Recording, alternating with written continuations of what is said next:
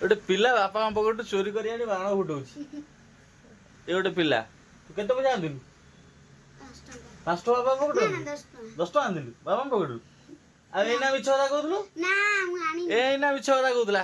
ସତ କାଚଟା ପକେଇଦ ଯେ ପକେଇଦେ ଟିକେ ନା ବ୍ୟସ୍ତ ଅଛ? ହଉ ହଉ। ହ୍ୟାଲୋ ଭାଇ ନମସ୍କାର, ଜୟ Jagannath, welcome back to my YouTube channel. ଯାହା ହଉ ଆଉ ସକାଳୁ ସକାଳୁ ଦୋକାନ ଖୋଲିଦେଲି। 11ଟା 11:30 ପାଖାପାଖି ହେଇଗଲାଣି। ଦୋକାନଟା ଟିକେ ବନ୍ଦ କରି ଯିବା ଜାରକା। ମୋବାଇଲ କାଚଟା ମୋର ଭାଙ୍ଗିଗଲା, ଟେମ୍ପର୍ଡ ଗ୍ଲାସ୍ଟା। କ'ଣ କରିବା ଆଉ, ଯିବାକୁ ତ ପଡ଼ିବ। ଦୋକାନ କ୍ଲୋଜ୍ କରିଯିବା। ଚାଲନ୍ତୁ ଯିବା ଜାରକା। ଯାଉ ଭାଇ ଦୋକାନ ଆସିକି ପହଞ୍ଚିଗଲୁ।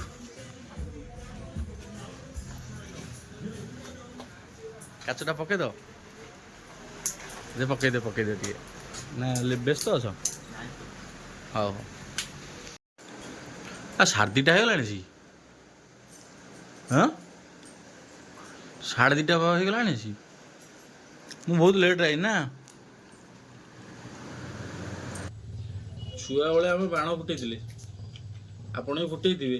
ଦେଖନ୍ତୁ କେଡ଼େ ବକେଡ଼େ ବାଣ, ଟିକିଲି ବାଣ ଆମେ କୁଁ। ଏଇଟା କେତେ ନେଖା ନେଉଛି? ଟଙ୍କାଟେ। ଆହା, ଏଇଗୁରା ସବୁ କିଣି ଆଣି ପଇସା ନଷ୍ଟ। ଆମେ ବି ଛୁଆବେଳେ ଏମିତି ଫୁଟଉଥିଲୁ।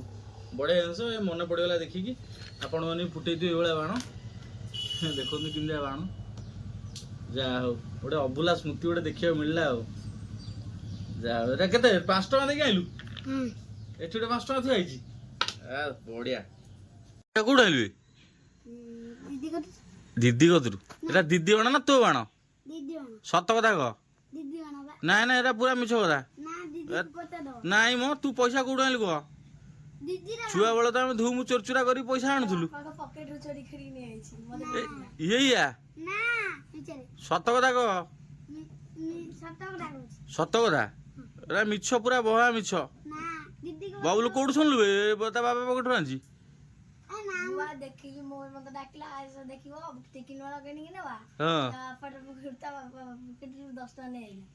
ଗୋଟେ ପିଲା ବାପା ମା ପକେଟରୁ ଚୋରି କରି ଆଣି ବାଣ ଫୁଟଉଛି। ଏ ଗୋଟେ ପିଲା ତୁ କେତେ ପଇସା ଆଣିଥିଲୁ? 5 ଟଙ୍କା ବାପା ପକେଟରୁ? 10 ଟଙ୍କା ଆଣିଥିଲୁ ବାପା ପକେଟରୁ? ଆଉ ଏଇନା ମିଛ କଥା କହୁଥିଲୁ? ଏଇନା ମିଛ କଥା କହୁଥିଲା। ସତ କଥା କହ।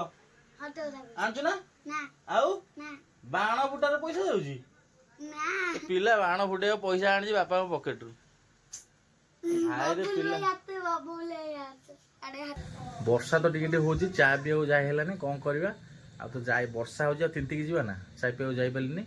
ଆଉ ଯାହା ହଉ, କ'ଣ କରିବା ଆଉ, ଦୋକାନ ତ ବେପାର ପତ୍ର ଟିକେ ଥିଲା, ଏବେ ଟିକେ ଫାଙ୍କା ହେଲା।